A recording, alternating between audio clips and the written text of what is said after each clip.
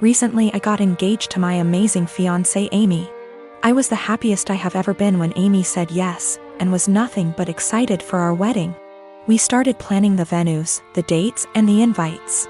When talking about who to invite, we both agreed to invite out coworkers as we have worked in our respective jobs for years and like them all. As I checked that off the list, Amy spoke up and said everyone from my job can come except my work friend Tally. Tally is also one of my close friends, so this surprised me that Amy didn't want to invite her. She has met Tally multiple times and there didn't seem to be any issues. When I asked why, she said she just doesn't like her and finds our friendship uncomfortable, saying she thinks that Tally is the type of person to try to sway taken men and be the center of attention. After talking some more to see where she got this idea, it turned out this was based on nothing but Tally's looks, as even Amy admitted that Tally is always very kind to her. But still, Amy is adamant about Tally not going and said that she makes her insecure. Amy is a beautiful woman, so I don't know why she feels this way. I told Amy that if it makes her feel comfortable not having Tally at the wedding, then that is fine. But before invitations go out, I wanted to speak to her privately to let her know to save embarrassment. Amy agreed, and that was really that. We didn't speak on the matter after. A week or so later I went into work and Tally started to ignore me, only really talking if it was work related. I was confused as it isn't just her, our coworkers have started to ignore her and acting strange to me. So I contacted her BF, only for him to be sarcastic on the phone. I asked what the problem was when he asked if I actually didn't know what happened. He then filled me in. Turned out a few days earlier Amy came to my work on my day off with invitations. I had no idea she even made them yet. And handed everyone an invite in front of Tally, then saying to Tally, "You aren't invited, women like you aren't welcome," which has sparked everyone suggesting she is my other woman. Since then she has been harassed by some guys at work and shunned by the women. She is now looking for another job. This pissed me off and I apologized profusely as I didn't know. When I got home that night, I confronted Amy about this. She denied it at first, but then told me she did it, but it is now not an issue because she's quitting her job. I flipped on her, saying how she clearly didn't trust me to say and that she crossed a line doing all this behind my back. She didn't see the problem and got upset, asking me why I'm so mad, me responding, "If we are really going to get married, get your insecurities in check and grow up." I stayed at a friend's since but have had texts from Amy, her friends, and her mother saying for this and that Amy doesn't deserve this treatment. I have made many attempts to speak to Tally privately to find out what was happening prior to contacting her BF. She brushed me off by saying she either had work to do or that there was nothing to talk about. No one would really speak to me, so I contacted her BF as a last resort. Her BF says he is going to pass on to Tally what I said to him on the phone. The wedding is currently on hold, that is also why I'm staying at my friend's. Need some distance to figure stuff out. Nothing has or ever will happen with Tally, no feelings, nothing adult, absolutely nothing. Tally is happy and in love, her boyfriend is someone I also consider a close friend. I was happy with Amy prior to this. And Tally is more like a sister to me. Unfortunately, due to what Amy has done, all I can really do is damage control. Of course I am planning to explain to everyone what has happened. I do not want Tally to be going through this. She is a genuinely kind person who does not deserve any of this. I've been with my fiancé for 3 years, 8 months engaged. We've had our ups and downs, but for the most part things have been pretty great, until she moved in 6 months ago. We've been combining our lifestyles and finances, basically easing into merging our lives together.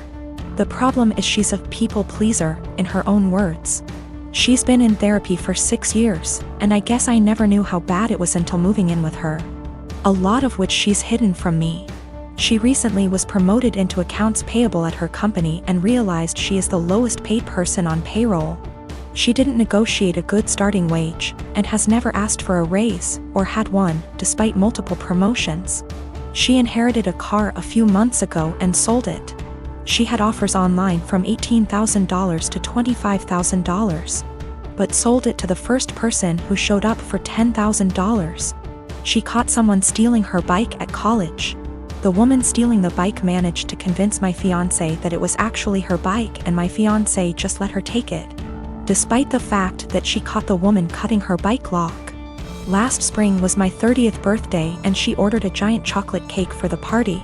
The cake normally comes with nuts, but given my allergy for nuts she ordered it without them.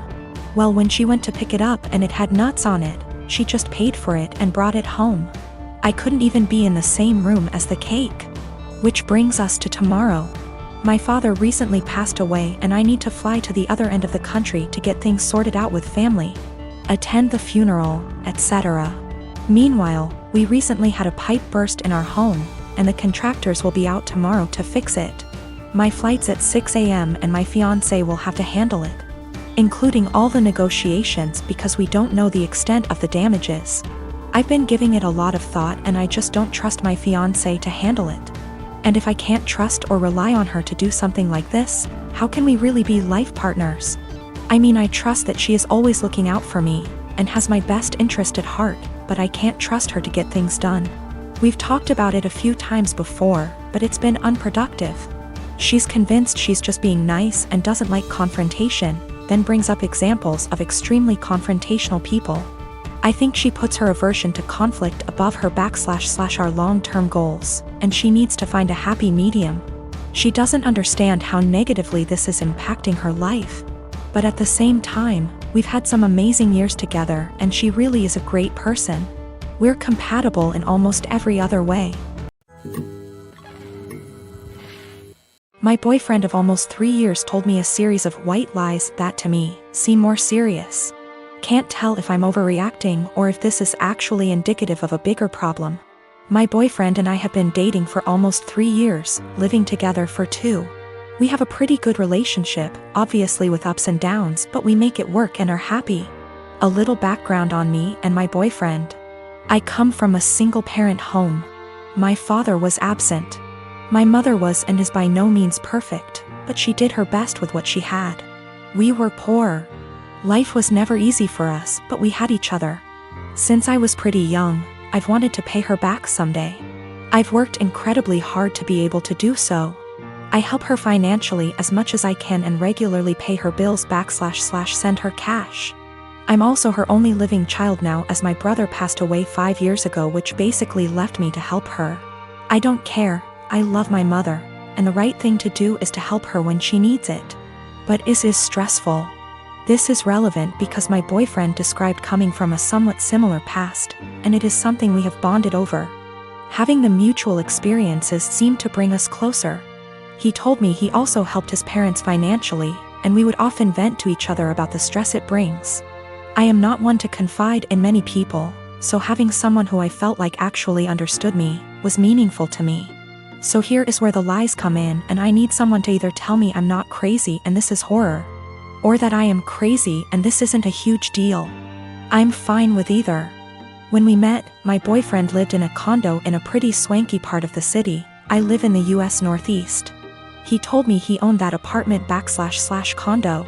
I found this to be interesting / odd because he was 28 at the time, and I know this property is upwards of $650,000 on the low end, and he was in an entry-level job for only like 2 years, so the numbers just didn't really add up. Whatever, maybe he's good at saving. But then, since living together, I never once saw a piece of mail for a mortgage payment, electric bill, taxes, nothing. Not for 2 whole years. Very odd. Also, when we started living together, he didn't have his room rented out in the former apartment yet, so he was still responsible for that portion of the rent. He would send a Venmo payment to his mother on the 1st of every month for his portion. I don't own property, but I can't think of a scenario where I would Venmo my mother to pay the mortgage on a property I supposedly own. Getting more odd. He would then go to his parents' house for an afternoon and come back really upset. Usually when I would ask why, it was because they were having financial problems and he needed to help them out. I totally understood this and supported him. He literally has cried on my shoulder about this many times. He tried to start a company years back and ended up getting into debt somehow. He told me this debt was $17,000 and that he paid it off. I'm confused because I met him only 2 to 3 years after the supposed debt accrued / company dissolved, and it was already paid off. He told me when he moved back home after the business failed, he was $17,000 in debt and living at his parents' house working at a minimum wage job. How someone with a minimum wage job pays off that much debt in 3 years, I'll never know. We got into a fight a few weeks ago and I finally had enough and confronted him about these things. He doesn't help his parents, they actually pay his phone bill, and this was all a lie. He doesn't own that apartment, he didn't pay off that debt from his company. He initially told me his parents helped pay it off and then like 3 minutes later, came clean. And said that his business partner paid it off, so I have literally no idea what the truth is there, and if anything, in my eyes. His parents are the ones who are financially supporting him. So now, I'm dating a 31-year-old man who doesn't pay his own phone bill, was lying to me and / or completely fabricating aspects of his life for 3 years. And then when confronted about it, continued to make up lies and then came clean about them 5 minutes later. I'm obviously concerned that he could lie for this long, about fundamentally important things like our values, and so on. I sincerely thought I would marry this man, he seemed to understand me like no one else and to be a truly caring and genuine person. Now I'm having a hard time rationalizing actually planning a life around someone who would not only lie about their background, and family etc. but also financial aspects. Aside from that, I now can't tell what is the truth and what is a lie. I've also noticed other things he has lied about, called him out on it, and he has denied it outright to my face. I see this as a form of gaslighting, as I know I'm not wrong, but he is trying to convince me otherwise. Am I overreacting? Is this a white lie that went haywire? Or is this actually a series of complete and utter bullshit used to manipulate me? And also, is it insane for me to actually consider a life with this man? My brother and I do not get on. When we were younger, he'd go out of his way to make my life a living hell. To my parents' credit, they did tell him off for it when they caught him, but they both worked long hours and didn't have the energy to deal with our arguments. This continued into adulthood. He was salty that he failed his college course the first time around. There was a bad argument in our family a while ago, and it all started because I refused to decorate my brother's living room. I won't go into too much detail, but he wanted a pretty hefty discount. I said no and he threw a tantrum. Instead of being a grown-up and talking to me, he decided to hook up with my toxic ex-girlfriend and the mother of my child. I can't go into a lot of detail about what she was like, but she was not a nice person. She never really bonded with our son when he was born, and I was left to do everything by myself. She eventually walked out on us and refused to have any contact with our son. She'll post on Facebook now and then about her beautiful baby boy to get sympathy votes, but that's about it. I have been a single dad for almost 3 years now, and I absolutely adore my son, but it hurts to think that one day he might question why his mom didn't want anything to do with him. How am I supposed to explain that to him? Anyway, it bothered me when my brother told me they'd hooked up together. It hurt even more when he started dating her. It had taken me so long to get over what she did to me and my child, and now my own brother was bringing her back into my life. Yesterday we had a family video call. Parents are high risk and we're not taking any chances. When my brother decided to announce that he and my ex were expecting, I just froze. I didn't know what to do or think.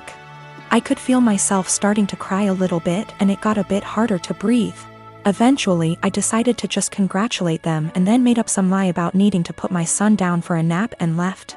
I received a bunch of messages from my brother and his GF telling me that I stole their thunder. After I left, my parents and some other family members started worrying if I was okay, and not really focusing on their news.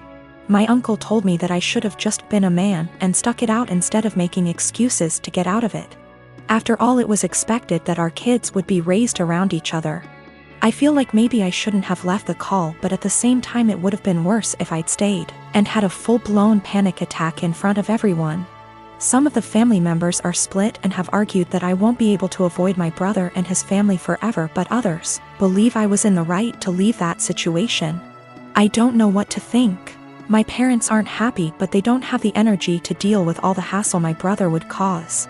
They actually cut him off for a little while when he started dating my ex, but he phoned them constantly and, again, can't go into much detail, but he said he'd do something not so good. They keep him at arm's length, but I have told them not to cut contact because of me. If they want to cut contact on their own accord, then that's fine, but I do not want to be the reason that they have to deal with his tantrums. The rest of the family, for the most part, weren't happy about it but accepted it, or pretended to. When they started getting a bit more serious, my uncle, who told me to be a man, thought it was funny. That's just the kind of person he is. Not for my sake, but for the sake of my son. I don't want to put him through all that.